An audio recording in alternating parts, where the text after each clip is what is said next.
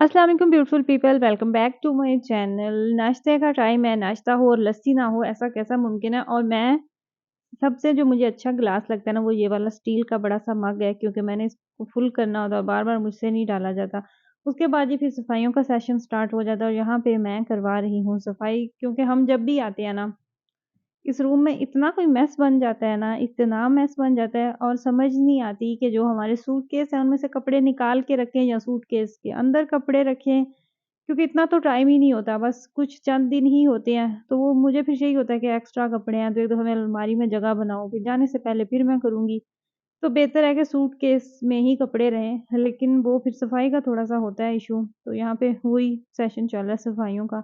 अच्छा, हमारे साथ क्या हुआ है कि बेवकूफ़ी कह लें, लापरवाही कह लें, ख़ैर बेवकूफ़ी भी नहीं कह सकते क्योंकि पता ही नहीं था। और इसकी ज़ावियार की जो लास्ट वैक्सीनेशन थी ना, मुझे लगता है इसके बाद फिर भी होगी। मैं इस मामले में याददाश्त मेरी बहुत बुरी है, मुझे एग्ज़ैक्टली नहीं याद, लेकिन इसकी एक वैक्सीनेशन होनी थी जब इसने 2 साल के हो जाना था और पाकिस्तान में वो होती है 15 माह तक, मेरे ख़्याल से 15 के 18 माह तक, और तब कोर्स कंप्लीट कर देते हैं यहाँ पे। लेकिन वहाँ पे इसकी खसरा की जो दूसरी होनी थी ना, इसको इंजेक्शन लगना था, वो इसको लगना था दिसंबर में जब इसने 2 साल के हो जाना था, और उसके लिए हमें एक्स्ट्रा से इसकी अपॉइंटमेंट लेना पड़नी थी।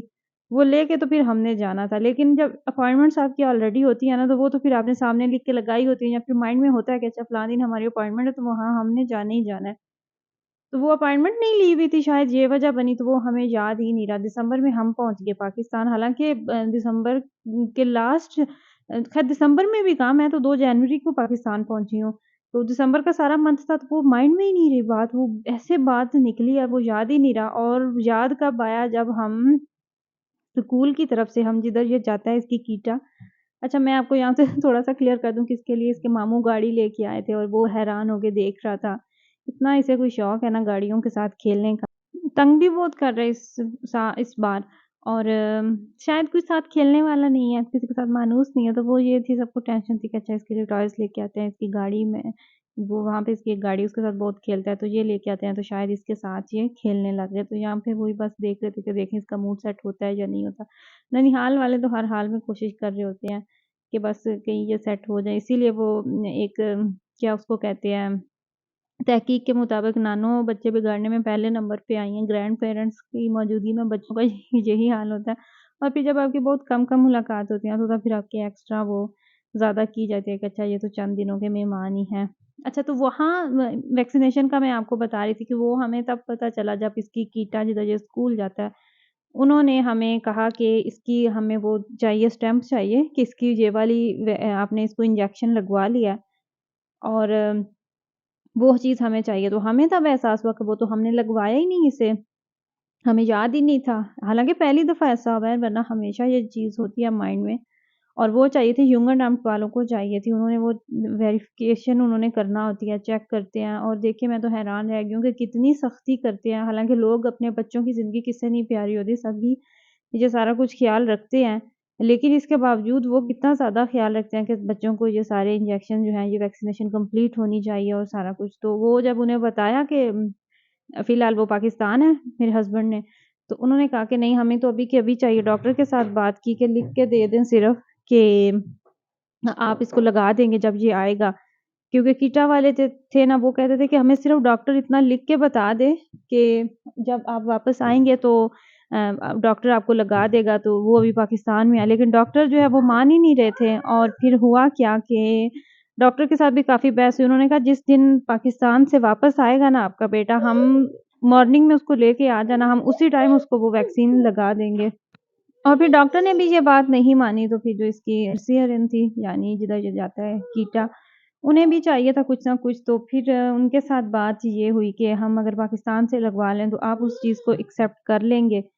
वो फिर जहाँ पे हम जा रहे हैं ये है सरकारी हॉस्पिटल, और यहाँ से ही बच्चों को वैक्सीनेशन सब करवाते हैं। और मेरी भांजी, उसकी आज पहली वैक्सीनेशन थी, पैदाइश के बाद जो पहला इंजेक्शन लगाते हैं, तो उन्होंने लगवाना था, तो मैं भी फिर साथ आई थी उनके कि मैं भी इसके लिए वो कर लेती हूँ। उनसे बात की थी, हमारा माइंडसेट तो यही था कि हम सिर्फ़ स्टेम्प्स लगवा लेते हैं, क्योंकि हम अगर यहाँ से इसको वो इंजेक्शन लगवाते भी हैं ना, तो भी हमें वापस जाके वो दोबारा से लगवाना पड़ेगा, क्योंकि ऐसा हमारे साथ हो चुका है। जब मेरा बड़ा बेटा जब छोटा था ना, तब हम पाकिस्तान में रुके थे, तो वो 1 साल का था मेरे ख़्याल से, 1.5 साल का।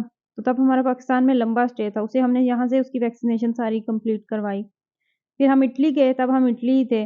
तो इटली में जाके उन्होंने दोबारा वो सारी वैक्सीनेशन उसकी रिपीट की। उन्होंने कहा कि नहीं, हमें तो इसकी समझ ही नहीं आई, तो लिहाज़ा हम फिर करेंगे। जब हम इटली से जर्मनी मूव हुए, तो तब उसकी एज थी तकरीबन 3 साल का था या ढाई 3 साल का, कुछ इस तरह की, इतनी ही उसकी एज थी। तो जर्मनी वालों ने क्या कहा कि हमें तो ये इस पे भी नहीं है बिलीव, तो हम इसको दोबारा सारी वो लगाएँगे। तो लेकिन जी उन्होंने मेक श्योर कर लिया था कि इसका कोई वो साइड इफ़ेक्ट कुछ भी नहीं होता। तो फिर हमें वो 3 दफ़ा उसको रिपीट करवाना पड़ा।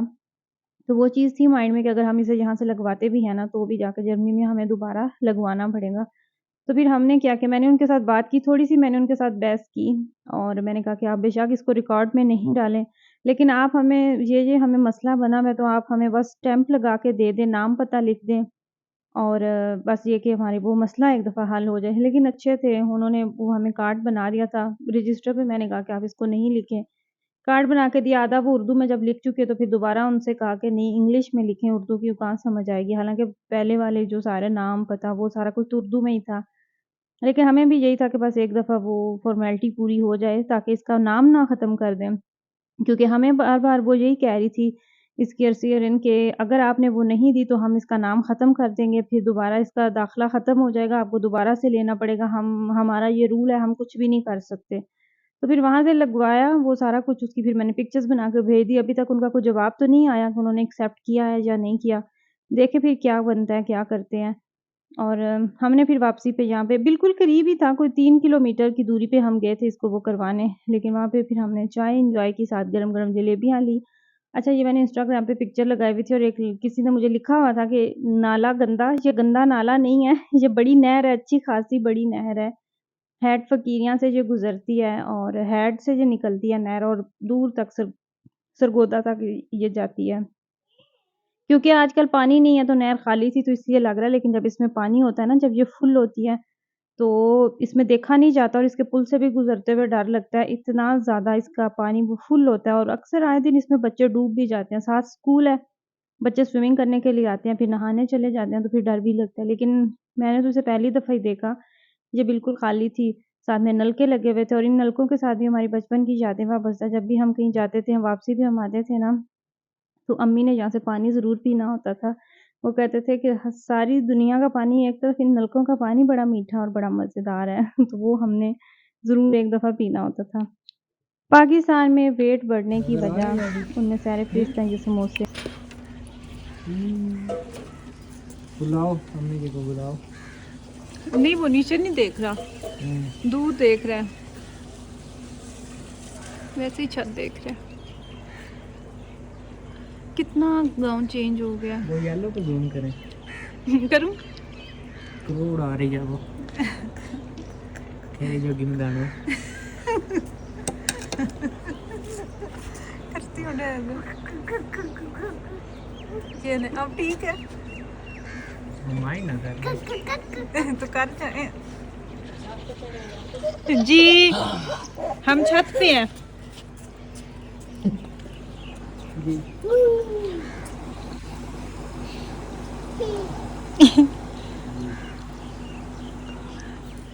ना जावे।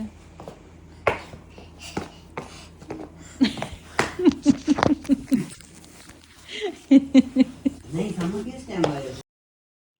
ये थी मेरी आज की वीडियो। आई होप कि आपको मेरी वीडियो अच्छी लगी हो। अपना अपनी फैमिली का ख्याल रखिएगा, मुझे और मेरी फैमिली को दुआओं में याद रखिएगा। अल्लाह हाफ़िज़।